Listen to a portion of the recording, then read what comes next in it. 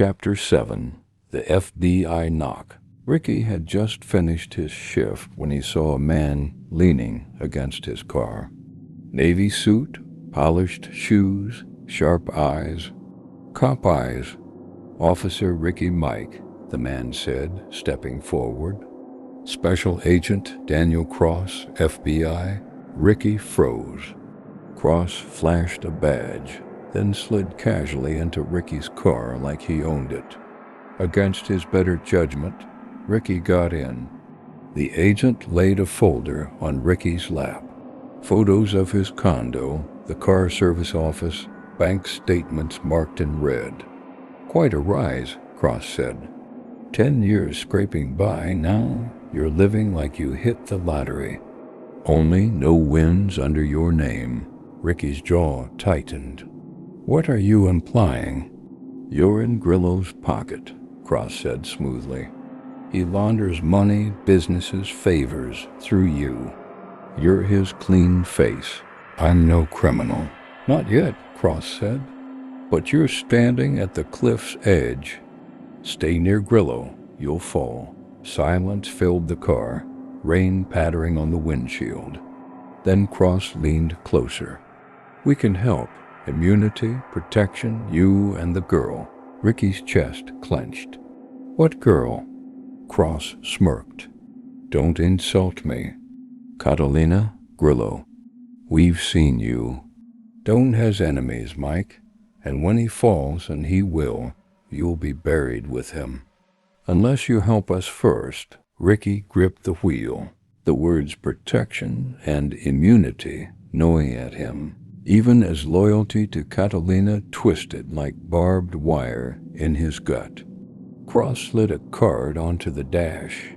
"Just a number. Think about it. Call before the ground caves in."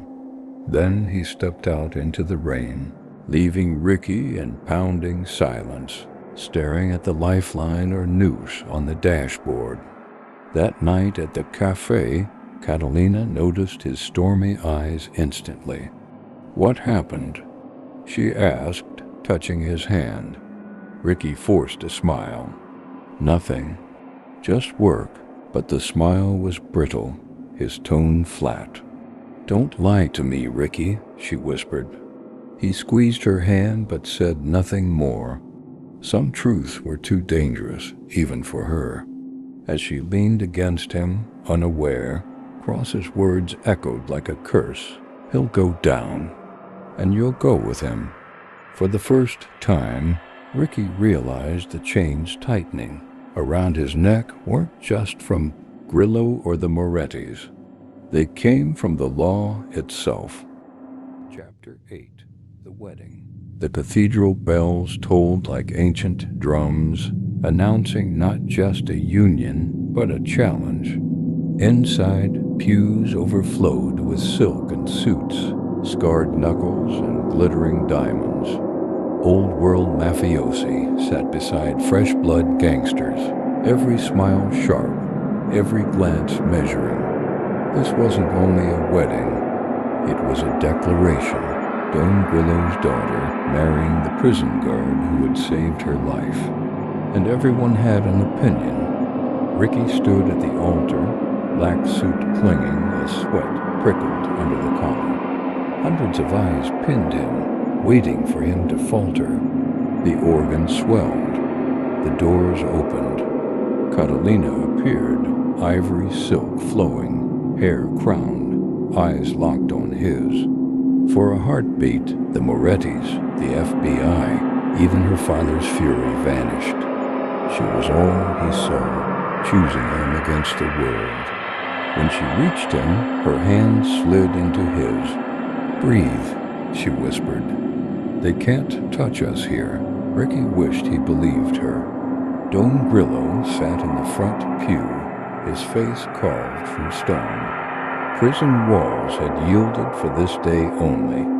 Gratitude for Ricky's loyalty had forced his reluctant consent, but his eyes told another story. Pride for his daughter, yes, but storm when they rested on Ricky. The thought hung heavy. You saved me. You bought this day. but you'll never be worthy of her. The reception glittered in a gilded ballroom. Chandeliers blazed, cigars smoldered, business whispers curled through laughter. It should have been joy. Instead, tension thrummed like live wire. By the bar, Vincent Moretti raised a glass with a wolfish grin. Mock salute, silent threat. Across the room, Ricky spotted Agent Cross, disguised as a guest. Their eyes met. Even here, under Grillo's roof, the FBI shadow reached him. Later, needing air, Ricky slipped onto the balcony. The city glowed below, indifferent. He lit a cigarette, hands trembling. "You look like a man at his own funeral," a voice drawled.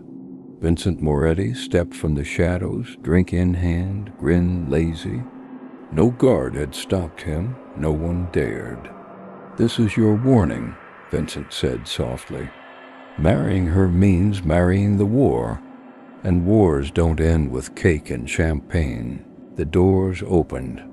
Katalyna appeared, and Vincent tipped his glass before melting back into the crowd. She slid into Ricky's arms, head against his chest. "He'll try something," she whispered. "They always do." Ricky kissed her hair, tasting ash and fear. "Then let them try." But Vincent's warning clung to him. Not a threat, a promise. And in their world, promises were always kept in blood. "Do you think working with the FBI might help Ricky protect his new bride?" Stay tuned. Like, share, and subscribe.